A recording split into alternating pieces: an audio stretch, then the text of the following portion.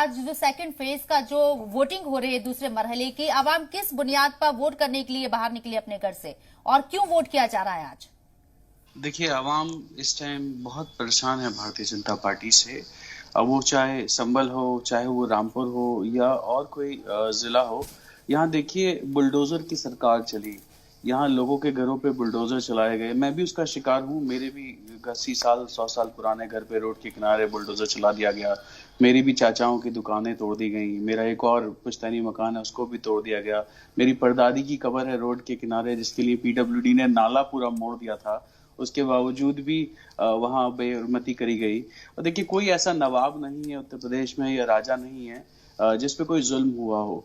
जुल्म होता है आतिफ हुसैन जैसे छोटे नेताओं पे, या आजम खान जैसे बड़े नेताओं पे, या अब्दुल्ला आजम खान की जिसकी बात कर रहे थे ये, उन पे जुल्म होता है। वहां भी कोई नवाब लड़ रहे हैं, उनके बेटे भी लड़ रहे हैं। देखिए, उन पे कितने मुकदमात हैं वो देखिए।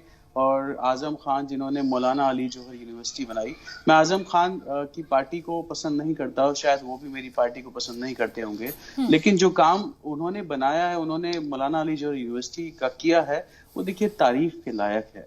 उसकी कोई बुराई नहीं कर सकता। ये जो आज बात कर रहे हैं साहब भारतीय जनता पार्टी के प्रवक्ता, अगर ये इतने ही फिक्रमंद हैं मुसलमानों के, तो इनसे पूछिए कि मदारिस की इतने वक्त से जो तनख्वाहें हैं वो क्यों रुकी हुई, क्यों इंस्टॉलमेंट्स में आ रही, क्यों नहीं क्लियर कर देते। आज जो सर सैयद अहमद साहब कर गए अलीगढ़ मुस्लिम यूनिवर्सिटी के लिए, आज वही काम आजम खान कर रहे हैं। तो ठीक है साहब, उनको आप मुर्गी चोर कहिए, या आप उनको जो है बकरी चोर कहिए, बोतल चोर कहिए, कुछ भी कहिए, लेकिन ये तो 10 तारीख को पता चल जाएगा कि जनता किसके साथ है। और आप देखिए, मैं रामपुर का ही उदाहरण देता हूँ। रामपुर में एक नवाब तो लड़ रहे हैं कांग्रेस पार्टी से, और दूसरे कौन सी पार्टी से लड़ रहे हैं ये भी देखिए। तो क्या कनेक्शन है भारतीय जनता पार्टी का और रामपुर सीट का या संभल सीट का, ये भी देखना बहुत जरूरी है। और शायद भारतीय जनता पार्टी के प्रवक्ता ये जानते नहीं है कि जब तक मुकदमे चल रहे हैं, जब तक कुछ साबित नहीं हो जाता, तब तक वो अभियुक्त हैं। आप उन्हें मुलजिम नहीं कह सकते, आप उन पे इल्जाम नहीं लगा सकते।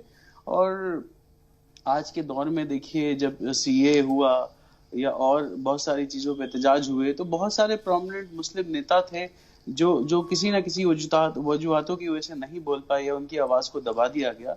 तो बहुत सारी आवाजें हैं जिनको दबाने की कोशिश कर रही है भारतीय जनता पार्टी, लेकिन भारतीय जनता पार्टी ने इतने गड्ढे खोद दिए हैं, इतने गड्ढे खोद दिए हैं कि मुझे नहीं लगता इस चुनाव में भारतीय जनता पार्टी उस खाई को भर पाएगी। बहुत तेज रफ्तार से भारतीय जनता पार्टी प्रदेश से बाहर का रास्ता कर रही है। वो जा रहे हैं, उनकी रुखसती तय हो चुकी है।